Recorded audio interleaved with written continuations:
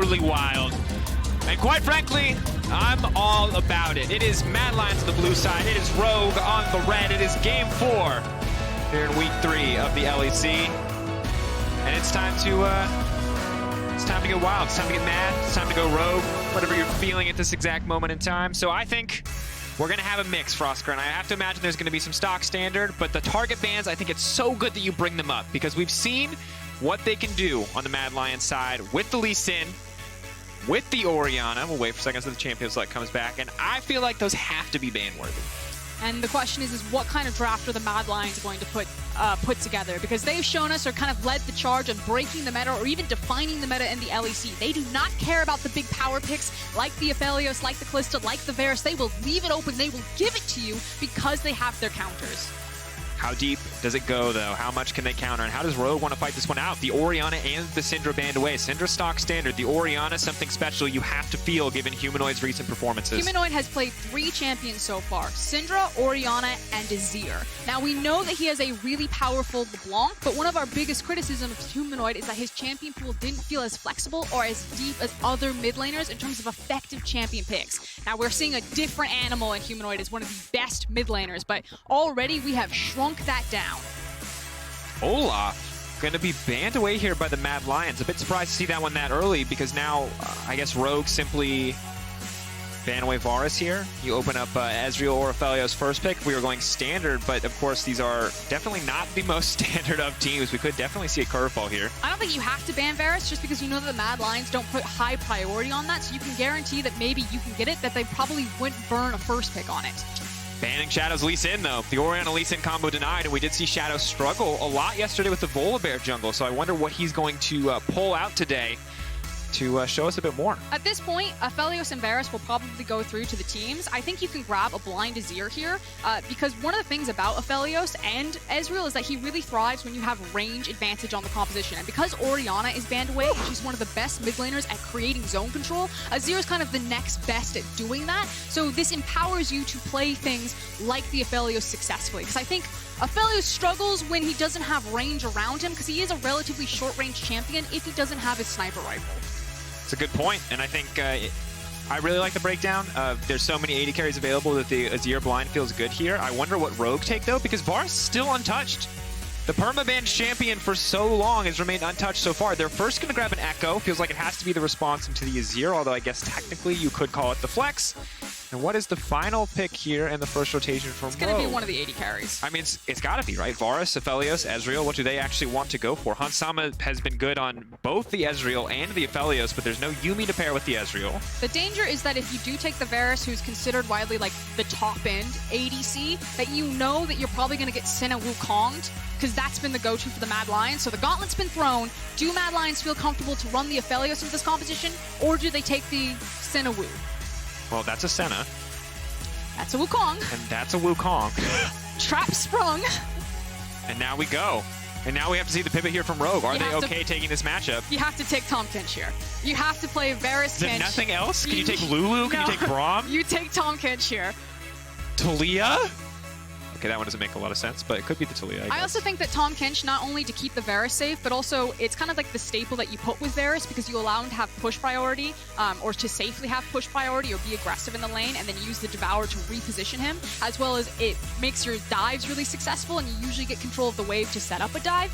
And you can try to match some of the semi-global presence of the Senna ultimate. Yes, it's immediate with the Abyssal Voyage, but if you see a team fight happening, Senna gets to participate. You can also then participate with your Tahm Kench. And Frosker, I love the accuracy on your predictions, but I look at these two compositions and I'm a little concerned for Rogue because I've seen the Azir be successful. I've seen the Senna Wukong be successful on the side of Mad Lions, but the Varus Tahm Kench bot lane, as good it is in theory, isn't something we've seen from Rogue quite yet, and now paired with the Ekko. Now, Larssen had a monster game yesterday, no doubt about that, but can he get the same effect from Ekko, who I think is a much more limited champion compared to the Rises or the Azirs or the Corkis?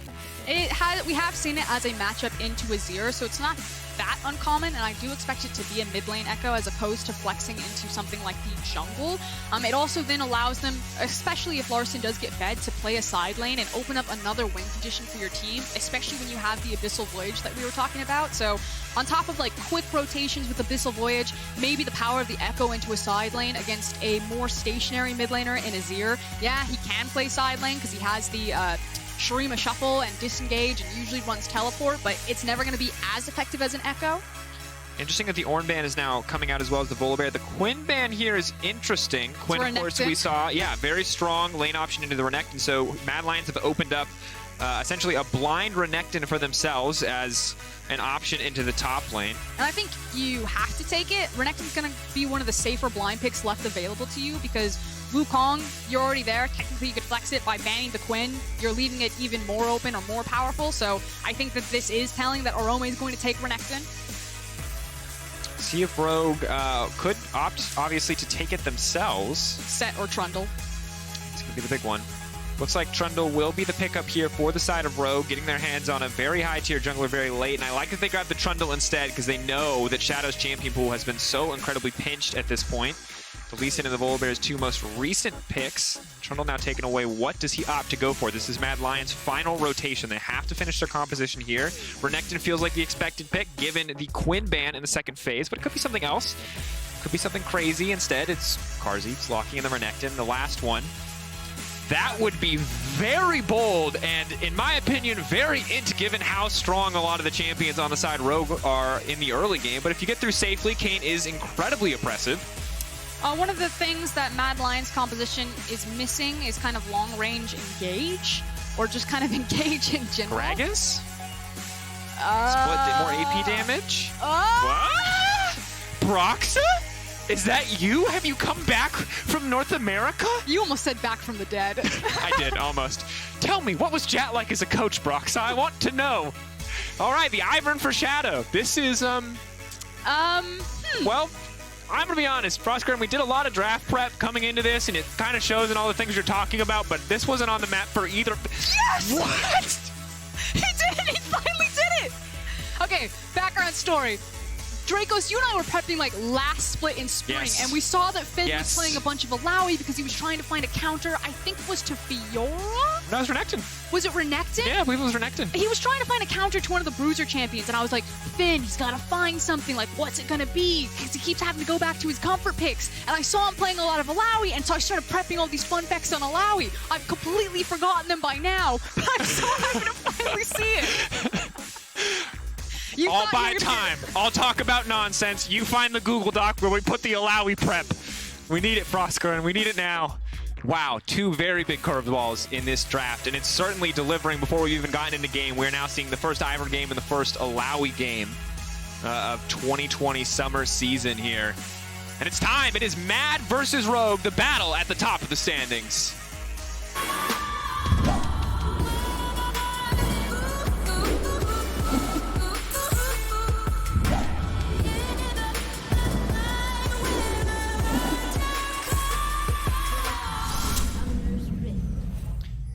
Frostgren, I'm not going to lie. Also, if you're joining us, it's Mad versus Rogue. If you're just joining us now, you're crazy. You missed a crazy pick ban. But before we start talking about individual lane matchups, I think we got to talk about team compositions here because this is a little different. Now, maybe if you're an LEC diehard, you're getting used to everything that the Senna Wukong is doing.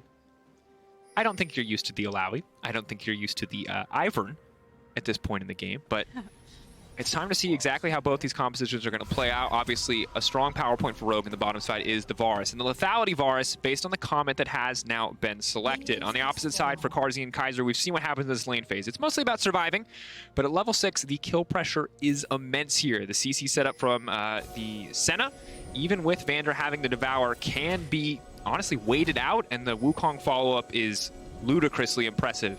Kaiser, one of the few supports that we've seen in our league, as comfortable mechanically and in wave management as many of our top solo laners, I would say. Yeah, and the big questions for me, as thank you, Dracos, for the bot lane breakdown, is kind of what this Ivern's going to do. We saw that Inspired has already cleared out the river vision by using his sweeper. Now, naturally, if you haven't seen Ivern in a while, he does this thing where he sets up his camps, and then he has to wait a minute, and then he quickly gets to eliminate all of his camps and get a ton of time to look for ganks or look for access on the map. As I'll hold it, level 2. Larssen getting frisky, 1-2, looking for the third sack on the Z-Drive Resonance, already forcing the flash out of Humanoid. That's going to be big here in the early game, because fun fact, Ivern might do a lot of things, but early pressure definitely is not one of them. It's also kind of one of the only windows that you can attack in Azir. It used to be in the Azir matchup that if you burnt his flash before level 5, you can actually try to punish him, and because he's going to have push priority, obviously in this lane, but in most matchups, if you can get an early level 2 or level 3 gank, burn that flash, it makes that pressure really ease off in the mid lane there. So we'll see what how that impacts the map, if that impacts Shadow now that he doesn't get to just have the free golden bird hard pushing from all the time because he doesn't have flash. One of the really interesting things about both of these compositions is that outside of the Azir, we don't really have like the traditional hyper-scaling carry on either side, which is really, really interesting. This is something that you just do not see in the LEC, where there's always an Aphelios, or there's always a Corki, or there's always something that's, even the Kales that have been coming out recently. So to see so few really true late-game scaling threats is going to make this a very unique game. So we now have a gank. Larssen, though, flashing, running. Trigger seed not going to connect. Larssen still getting hit, ticking, burning. First blood. And that's going to be it. The red buff going to finish that one out. Shadow happy to have that. Flashing the TFT emote. That's classic Whippo BM already here in the Mad vs. Rogue game. I'm just going to say it. I've seen a lot of things in League of Legends. I would not have expected a level 3 Ivern gank to get first blood to be one of the things that I've seen. For the flash auto finish. I'm not going to say you love to see it because I don't. Not a big Ivern fan, but it works, and who am I to knock it? Inspired, trying to get some pressure down on the top side. You can see Finn feeling quite comfortable in this lane matchup. It does not connect the E, though. Looks like it was body block there for those of you who don't play or have not played against Illaoi. You're very lucky because this champion is infuriating to lane against. Test of Spirit is one of the most obnoxious abilities in the game. If she hits you with it, you have to walk away. That's essentially what it boils down to. Yeah, the thing is that if you miss the E, you basically just get to sit that one out as Illaoi. Now, it is easier to hit it with Renekton's trade patterns. I finally found my Illaoi document. Thank you for stalling. There you go. When Renekton comes into you, that's kind of the window that you want there. She also itemizes really well with Death's Dance, and Illaoi is exceptionally good at compositions that run into you, which, look at Mad Lion's comp. All of you look at it, use your eyes. They do run into you. They do run into you, and she scales really well into late game and does exceptionally well into tanks. So she can shred through them. If your dive is a dive composition, that's exactly where Illaoi wants to be. You dive into her, and she just starts smacking you with the tentacles. And I think the difficult thing that always is that Illaoi lacks any hard CC herself. But as you said, if you're going to her, if you're going to bring your body into the middle of that team fight for her, it's going to make things quite easy. As Kaiser's now going to dash out here. All right, now admit, okay. Well, I want to, never mind, we're going to hold that thought. Shadow's moving up to the top side. Orome has been caught out. Tendrils going to slam down, provide a bit more healing. But Finn is going to flash away from that one, still going to get hooked up there. And now you can see the power of Illaoi here because they just don't have enough damage to kill her, and she has more than enough sustain to just survive that one. Yeah, that's Illaoi doing Illaoi things. Like Renekton, she's one of those champions that is relatively hard to gank, because again, if you are running into her and she has her tentacle set up, and especially if she already has that E on you, it's going to be a bad time. So Finn does trade his flash, which Orome still has his, but is probably feeling pretty confident about that one. And the good news, of course, for the Ivern is he's power farming quite well. The bad news is that because he revealed himself on top side, he gives Inspired free license to go ahead and pick up that Cloud Drake. Ultimate cooldown, of course, important for Finn as we get later and later in the game. That is a big thing about Ivern, and why I'm really curious to see how Shadow is going to play this one out. Ivern, obviously not the greatest at like those 50-50 Baron moments about like hard pushing down Drakes.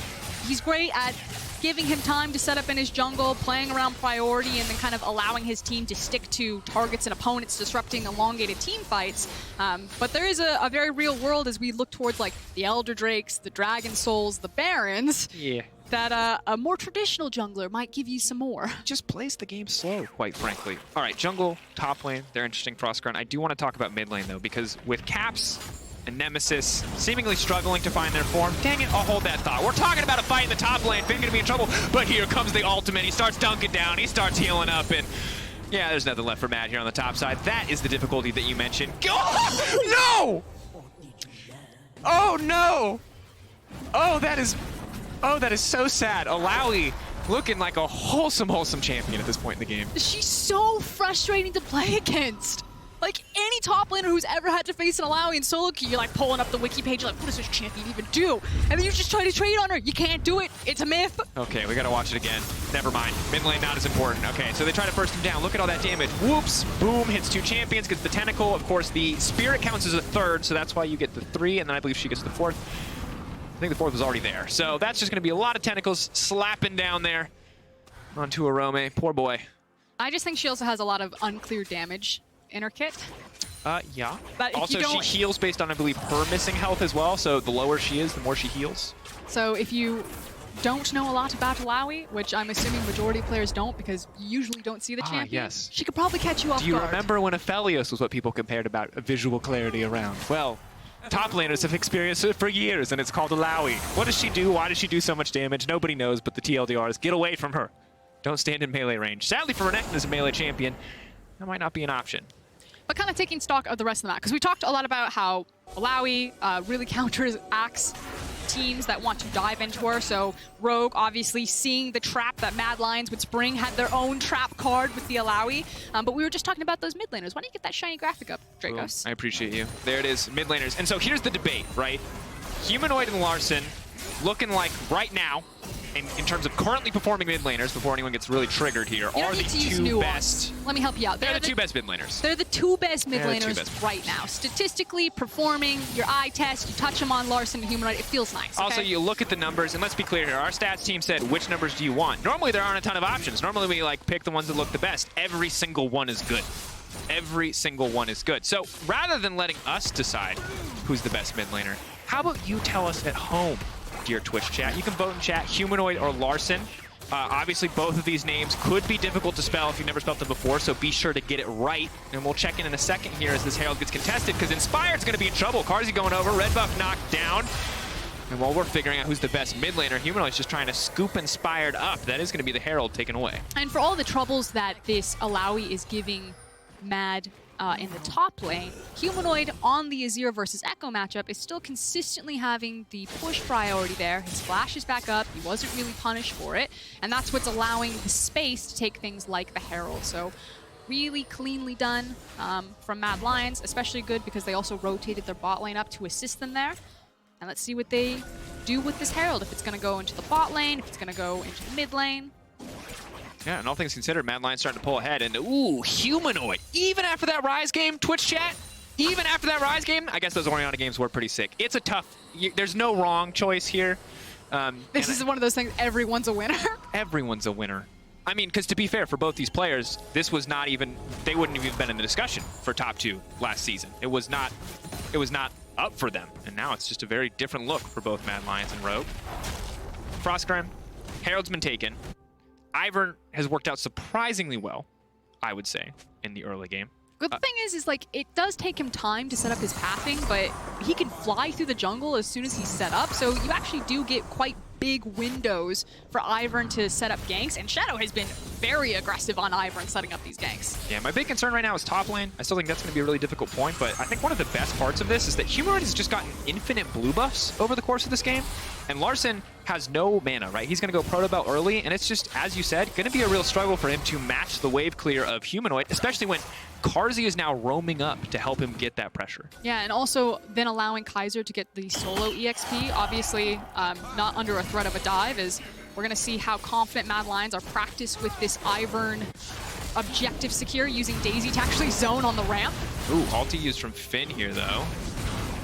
Just to do a bit more damage will make Orome's life a bit more difficult. You can see how much damage those tentacles are doing. Mad's starting to pull back here. Eyes on Finn, though. He does have TP, but he has no ult. There's no TP for Orome, so if Finn backs, he can't TP into this fight. Oh, obviously, Illaoi TP without ult is not that threatening. The stun they're trying to find. Shadow now locked in the pit. Inspired debating if he wants to step forward here. A little bit of poke, but now Wukong is going in. Larssen's been caught out. A big shield going across the entire team. The ult's going to go wide from Hansama. Definitely not the start to the fight that they wanted. Mad will grab this one, and Rogue will back away. But meanwhile, on the top lane, you have to hold that thought because Finn's out of mana. And now Renekton going for the dive. Finn, how did this happen? The flash away. Orome's going to take his time on this one. Unless Finn manages to get the E back up. Even if he does, I don't think there's any way he can do this. Finn, can you outplay this? The healing? Oh, man. Finn should absolutely be dead. That damage is disgusting from the clone. Narrator, he absolutely did, Dracos. just enough mana to survive. But now there's single plays everywhere. This is an all-out brawl. And I can't wait till we actually get a replay of the dragon fight, because I really want to compliment Mad Lions' team fighting. I think they're one of the best team fighting teams that we have in the LEC, particularly around their zone control. Their compositions are so creative, but what's so cool about them is the execution. Again, this opened up with Daisy actually zoning up into the choke point. But here, you can see Daisy, they're like, we don't have a top laner. Doesn't matter. We have an Ivern ultimate. He goes and holds 2 people. And then Inspired steps forward. Larssen isn't able to connect with the stun. You talked about Hansama also whiffs the ultimate, but great target selection and change for Mad Lions. As soon as Inspired steps up, they immediately change onto him. What? Okay, that's either big brain or very unintentional on the cancel there on Illaoi recall. I'm going to say unintentional? Big brain? Question mark? All right, now we're seeing the fight break on the top side. Got to keep your eye on Finn as well. The stun going to connect from Larssen. He flashes over the wall. He's got the blast cone out to safety. Infernal Rift coming in clutch. Just in time to take him out to safety, and Mad Lions are going to back off empty-handed here. Finn, is he going to stay and hold the tower? Looks like Larssen instead will be the one left to secure top lane. Did the Rift... Okay. I was going to say, did the Rift Herald time out? I saw it disappear, but no, he got it done. Here we go. Now the push forward from Kaiser. The Wukong can't make his way out to safety. That's the Cyclone now coming in Inspired, the one who's been isolated here. Kaiser has the reactivation. He has locked him down, but they don't have the follow-up damage. Carzzy, no ult quite yet. They can't finish that one off. But it does mean that they are going to be able to secure the tower, and right before the tower plays fade away, 13-15, only 45 seconds left, and it looks like they should be able to get all 5. Yeah, and what looked like a pretty rough start for Orome into this top side. That thought. Perfect ult comes in from Hansama. Carzzy has to flash over the wall, clean mechanics, but now Finn should be able to chase him down. He's speeding up. That's the curse of the Black Mist, and he is going to be able to make it out for now, but Larssen is on the chase. C-Drive Resonance has not been procced. That's the movement speed he needs to finish this one off, but he can't find the opportunity, and now they're looking to turn and burn. Carzzy keeping the team healthy, and they will walk away. But look at Humanoid across map. While Mad Lions have managed to disengage after getting the Herald charge, it does mean that Azir is getting all of this time, all of these plates, all of this golden experience on bot side. So overall, still a win for Mad Lions, especially because Rogue really had to overreach to try to find something.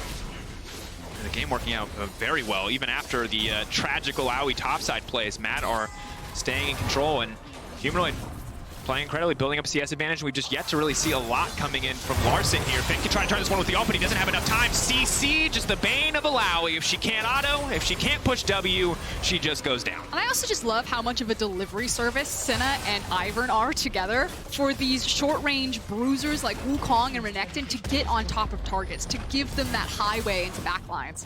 It's like you've built the Yuumi that isn't totally useless early game. The build of Yuumi. Infinite healing, more than enough. And the thing about Rogue's composition is there's decent burst damage on Hansama, but it's entirely reliant on his opponents not building armor. There's good burst damage on Larssen, but unless he builds an Asher's Tooth, which he may be going to there, he doesn't have a lot of sustain. And it's a similar story for Finn, so this healing and shielding is going to be very difficult for Rogue unless they get that Dream Illaoi 5 tentacle, 6 tentacle play. Which I've definitely seen ruin my solo queue game, so I'll hold up there. I do like the fact, though, that Rogue back onto the map, split up, did answer the tower 1-for-1 bot side for Larssen, as well as him also picking up a ton of that gold. But if you look over to the left hand of your screen, still not a good story for Rogue fans. No, it's not. The good news is that a lot of those gold differences, especially between Hansama and Larssen and their respective lane opponents, aren't the biggest, 500, 300. It's going to matter a lot when items are completed, but for now, no significant item advantage quite yet. Top lane definitely going to be difficult. Illaoi I optimized for extra CDR and not completing an item. I think that Rogue's first items, especially Proto Bell and the Umber Blade. Ooh, clean flash. This time there is no saving him. Carzzy caught out. I like the trap from Rogue. Yeah, so what I was going to say is the 1 items for Hansama and Larssen I actually think are pretty significant at this state of the game. But right there was actually just one of those amazing vision plays that we know Rogue are very capable of. We talk about their macro improvements, particularly the vision game. You've heard it over and over again. They really understand how to play around pressure with Fog of War. So not just placing wards, but especially denying you vision and manipulating your information to make plays like that. Rogue do it all the time. And they have the tools to do so as well. You look at it, they've got 3 sweepers between mid, jungle, and support. And additionally, they have an Umbral Glaive, an even shorter cooldown, arguably more powerful sweeper in a lot of circumstances, which just allows them to find those opportunities. That said, Mad are still moving in here first. Carzzy is here in time, and Rogue do not feel equipped to contest this one. It is, of course, only the second Drake for Mad Lions, so Rogue have a lot of time before they really have to fight for these, but it is going to matter more and more as we get later in the game. And the question is going to be around this second Herald and who's going to get it and who's going to use it to preferably break the mid lane tower. So Rogue traded positioning on the Drake for this Herald. We have to see if Rogue can keep it together as we get later in the game. So we look at these two teams across screen, it's like kind of the creativity and the fighting from Mad we've just seen already across this game. And I think the big thing for Rogue is that they've just been so clean and consistent across their wins, and we have to see if when they're at this kind of deficit, when they're starting to fall behind a little bit, if they can still find those windows of opportunity, find picks like they did against Carzzy, and get themselves back in this game. Well, so far, they're doing a good job moving Larssen around, continuing to funnel gold and experience into him. Now picking up this Herald, and with the 2 outer towers down, we expect that this Herald will be used into that mid lane position. Mad Lions absolutely know this and should be moving in, clearing out the jungle, like you're seeing Shadow do right now, and then setting up the defense or the counterplay to the mid lane push that Rogue are about to front. And I like, going back to itemization for a second, I like that we're seeing the Nashor's Tooth coming from Larssen, because there are, once again, not a ton of burst champions on the side of Mad. A lot more sustained damage. Of course, Renekton and Wukong are scary, but usually Larssen will have some time to auto-attack, or hopefully will, or this item choice is going to feel quite bad. Additionally, I like that we're seeing Black Cleaver be the early build come in here for Carzzy, because he is just a support, setting up that Renekton, setting up that Wukong. So the more armor shred you can get on this team, the better. But it's also making sure that you can get that Wukong and that Renekton into the backline, which is actually why I really like the Ivern and the Senna. So we talked about Mad Lions know that the mid lane push is going to come in from Rogue. They have the Rift Herald. They're playing around it and what their counterplay was going to be. And this is the counterplay. This is the sit in a bush and wait, but they walked over some wards by clearing them out to do so. So that's why you see Rogue being so cautious moving back in here. And to be fair, it was still very close. Inspired with the sidestep from Fog of War. The TP now being used top side. Kaiser just going to use his ulti to escape. Has a second charge as well. They'll pull back. Tahm Kench going to bring the rest of the team here. It's 5 people strong on the top side. Shadow has to be careful. He has no camp to get away from. Once again, Hansama's ult to kick things off. And that's one very squishy Ivern. But Nimbus Cloak, the Flash, and the Smite will ferry him out to safety. Both sides just backing off here. Mad's trap fails, and Rogue hold on to their topside tower. Yeah, but can Rogue get back into position here? Because now I think Rogue kind of go back to the original game plan, which is trying to break this mid tower. But the Azir is obviously going to be a big problem. So Finn looking for a deep flank. Humanoid, you smell it. Also, no offense, Finn, but Illaoi flanks are pretty underrated. You don't have CC. Like we said earlier, it's really a lot about either... when people dive into you. Yeah, either you sit on a side lane at 2 or 3 items, which we've seen a long time ago just be nigh unstoppable on Illaoi, or you let people come to you, which, to be fair, Mad's comp does have to do if they want to kick off a team fight. Thanks, Kaiser. It's okay, guys. We're farming right now, says Kaiser. He's freezing right now. Or it's actually going to slowly turn into a big slow push. There you go. More pressure on the top side. And remember, we talked about this. Kaiser, good support, good top laner. Like most supports, though, bad CSer. Missed one there. That's not good. And of course, while we have a brief break, reminder, this might be the battle of the 2 best teams right now, but those guys who used to be good are up next, so don't go anywhere. That's our Alienware match of the week, G2 versus Fnatic. And the Herald, as predicted, Frostgrowing will be used mid lane. Mad don't really have enough wave clear or resources in the mid lane to stop that one from charging in and breaking down. So Rogue have to feel pretty good about that, as their mid lane tower still stands strong. It just frees up the Varus to get in there, to clear out that vision and to look for those picks. Yeah, now it's creating the open map for Larssen and hopefully this Abyssal Voyage to play that hit and run League of Legends to look for those picks and those skirmishes. But for Mad, that's them saying, okay, we'll give up mid lane tower. The Herald's going to come down, deny us. But meanwhile, they've had Wukong and Renekton out into these side lanes picking up this gold and experience. So it was a handshake on where we were going to trade priority here. Yeah, and I really like that we're seeing so much CS picked up here by the side of Mad Lions. Of course, as they slow push these waves in, eventually Finn will be able to catch, but there's a big CS discrepancy between the Renekton and the Illaoi, as well as the bot laners. The good news for Rogue is that Hansama has a lot more than respective opponent Kaiser at this stage of the game, but Illaoi falling behind, not ideal. Still should be fine in the 1v1, but obviously want to get a few more items under her belt. Now the Drake Infernal is going to spawn in 30 seconds, so I imagine that we're going to see Kaiser leave his freeze top side, start his back, and join up with his team as we're setting up for this Drake. Unless maybe they decide that it's fine to give away the second Drake, not fight for it. They are kind of in between some items. No, he's going to back for it. They can't threaten the Baron, but they don't have the best Baron clear. Azir is their biggest source of damage. Blade of the Rune King on Renekton is going to feel good, but the passive damage is, of course, capped against the Baron. So while it will be a healthy Baron, it will be a slow Baron. Larssen fishing now with the stun. Okay, look for possible TPs for Kaiser. He's on base and he's looking for it right now. But look to find the flank. He's got a deep ward bet. I was just going to say, he's got the deep ward behind the Drake, so Kaiser on flank. How do Rogue survive this? Inspired now going to back off, taking so much damage before he can even get the ult out. He's now getting knocked up, but Illaoi has found a test of spirit. Orome now has to retreat, so no more tentacles get in. And there's Kaiser right to the back line. The exhaust goes down, but it might not be enough. Hansama's going to be in trouble. Almost one shot. Vander's split from Hansama. Kaiser desperately wants to finish the kill. He's going to grab one. Orome buys space as Larssen is forced away. Mad Lions will lose no one, and they'll take out two in the process, setting their sights on the mid lane tower and that Infernal Drake. Yep, Kaiser found a good teleport. That said, I don't think it was exceptionally necessary with the game turner. It was just kind of a cherry on top of that team fight. Obviously, when you have your Illaoi die without having access to the ultimate, the team fight was probably a wash for you, but it will mean that Infernal. And that, of course, is going to, set Mad up for Soul Point here. They take that one quite easily, but Carzzy and Shadow definitely not the ideal duo for a quick Baron. So we'll take a little while. They now get to reset. Baron has to be the next objective in the sights of both teams, and the inevitable Soul Point threat as we look back at this team fight. So I was watching the mini-map here, so I'm just going to take a quick glance at what happened. Well, the disengage was used on Inspired, who took a ton of damage, and then you don't really have a tank. There's not great tentacle setup from Finn here. As much as we talk about people walking into him, he also has to be tanky enough to survive the burst damage, and he has to deal with the CC. I was going to say, speaking of walking into, Finn basically got threw up in the air while there was like 3 sand soldiers just making sushi. And I feel so bad for Hansama because he's doing a lot of damage with the Q, but then he can do nothing else because there's a Wukong chasing him down. And this is where the investment into a pick like an Azir, and that first pick Azir, something we so rarely see, really pays off because they just have a reliable source of sustained damage. Rogue absolutely do not. And it's also this question about, range. Would this have been better for Hansama if he didn't go for the Varus? It feels like Mad Lions kind of feel like the Varus is a bit of a trap pick because he is quite low mobility, and that maybe an Ezreal would have been better here, but...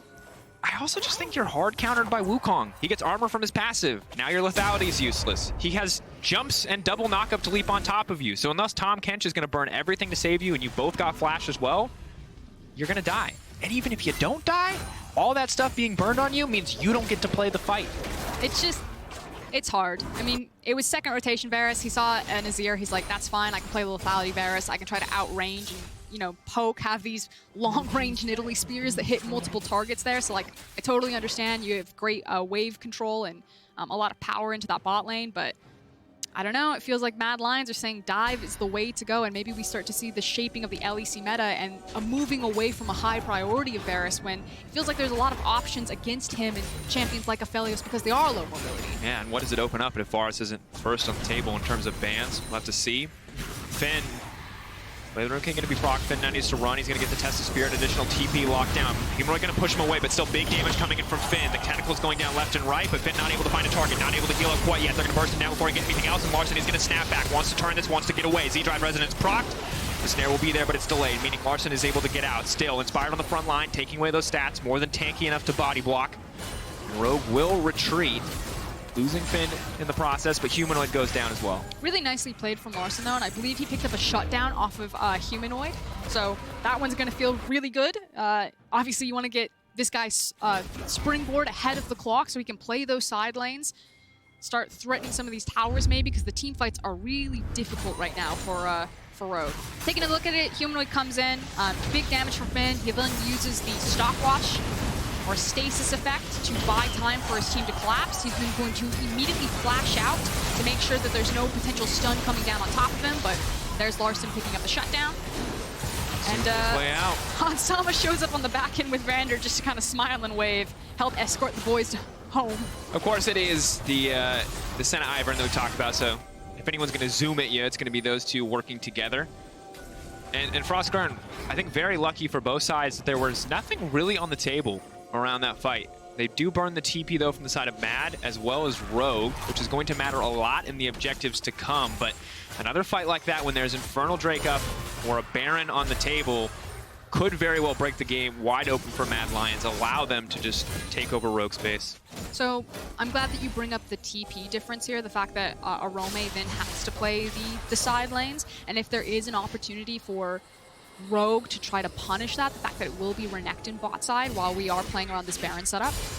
And the really awkward thing, Frostgarn, is that when we look at both bot lanes, you can say, yes, they both have TPs. The difference is I don't give a damn about Varus TP. You're not flanking with lethality Varus. Like, maybe in the craziest world you are. You're flanking minions. Yeah, flanking some minions. Really consistent there. You can move to catch a wave, but the Wukong TP, on the other hand, is a constant fear in the back of Rogue's head. That flank ward instantly ends a team fight. So, while yes, summoner spells, generally pretty even when you look at champ select across the board, it's just not the case in this But game. look at Team Sweeper, and thank you, observers, for toggling the vision, showing that there is nothing for Kaiser to TP to find another flank. That is 4 sweepers on the side of Rogue with just the blue orb from Varus here, so they're trying to make sure that that doesn't happen. 4 sweepers, Umbral Glaive, Mad will see nothing. But it doesn't look like they need to see anything to kick off a fight. Larssen's going to throw the W over the wall, hoping to catch and find a flank. An excellent ult to start the fight for Hansama, hitting multiple targets, locking them down. Daisy taken out before any real follow-up damage is there, but Kaiser waiting. Is going to use his own sweeper, spot out that ward. Know that the flank has been spotted. Infernal Soul, this is it. Watch Larssen, he's going around the back, trying to get that flank. He will be spotted by this ward now. Cleared out. They now pull back. Mad Lions, they're going to retreat. They know that this flank is incredibly important for the side of Rogue. If they can't get it, the team fight gets way easier. But Orome taking big chunks here as they go forward. Finn looking for that opportunity. No flash means the ult setup is going to be much harder. Finn is making sure that Kaiser doesn't get a flank. He's actually been chasing him out, and slowly but surely these tentacles are being set up by. But Illaoi does a poor job chasing into opponents. Again, she wants them to dive back into where her tentacles are already set. 2K, getting lower. Looks like we're going to have a 50-50. Larssen going to be zoned away from the fight. Kaiser going to go in and they're going to try to get it, but no, a miracle steal. Hansama is able to take that one away. Still, Inspired knocked up. Orome has to return. Finn trying to find the setup. It's not going to happen. Finn trying to throw out the tentacles. Maybe he can get the ult. Maybe he can turn this one. Pulling back, getting good damage down, but it's simply not enough. Yes, they bought more time around the soul from the side of Rogue, but if Mad get the Baron, it will not be worth it. And that's the thing. Rogue need to quickly reset and get over to cover this Baron because Mad Lions are making it very clear what they're doing. They're like, fine, you denied us the soul. They are sprinting towards this Baron, forcing Finn to teleport and sprint back after. Illaoi coming in. Hansama has the healing reduction. Vander has the ultimate. They can contest this one. Observers, thank you. The darkness. Rogue don't know what they're walking into. They don't know what Mad are doing. Daisy gonna zone. Daisy gonna buy time. The Azir starting through the health bar. 3K getting lower and lower. Hansama stole one. Can they steal one more? But no. Shadow takes it. That's the Baron for Mad Lions. Oh, very well done by Mad Lions. Pressure call. Didn't waste a second, immediately turned on the Baron, picked it up. This composition is going to burn through it, even though they don't have a traditional ADC. The power of Azir, the power of the Renekton, the power of that Wukong. And such a tense game for Oscar. 30 minutes in, 5K advantage for Mad Lions. They're on Soul Point. Rogue are only at the 2 Drakes themselves. Now it's survival for Rogue. They have, of course, more than enough tools to clear out the vision, to deny potential picks coming in from Mad, but they have to survive the siege of the Ivern, the Senna, and the Azir together. Taking another look at this. Now, again, look at where Finn's tentacles are. So he can't just dive forward and make a lot of this work for him. He needed the tentacles to be much more forward, but Mad Lions did a good job playing the team fight really slow. Credit to Hansama. He does deny the soul by stealing that one away. But Mad Lions just never really chase into Finn. They kind of pick up the kill, force them back, the Sand Soldiers come out, but then they just kind of immediately turn around. And it's just very, I think, while the Illaoi feels good because the team comp has to go forward, it feels really bad because there's so much CC that she just cannot reliably get good setups here.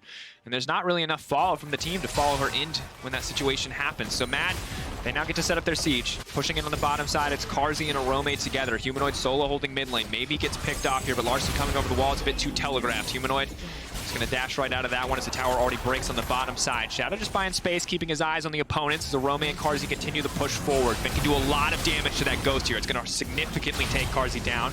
Healing reduction as well, and the curse will slow Mad in their tracks for now.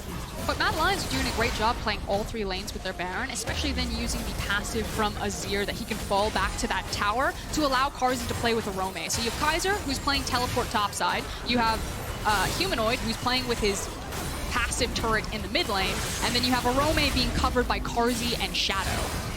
Sadly, the waves are not crashing at the same time, so it's not forcing Rogue to make multiple decisions. They've simply split their composition up, but the double cannon minions on the top side may deserve more attention. And as Humanoid starts to crash, we now finally have 3 pressure points. As I said, that the bottom falls away, and Humanoid's gonna get locked up. They push away, they can't find the stuff. Or Larssen flashing back in, that's a miracle shutdown. That buys more time, but Vander moving to the mid lane along with Hansama. They're gonna need to hold on to bot as well. Mad Lions have gotten a lot of damage down on the turrets, but they have not opened up the base, and Rogue are holding on.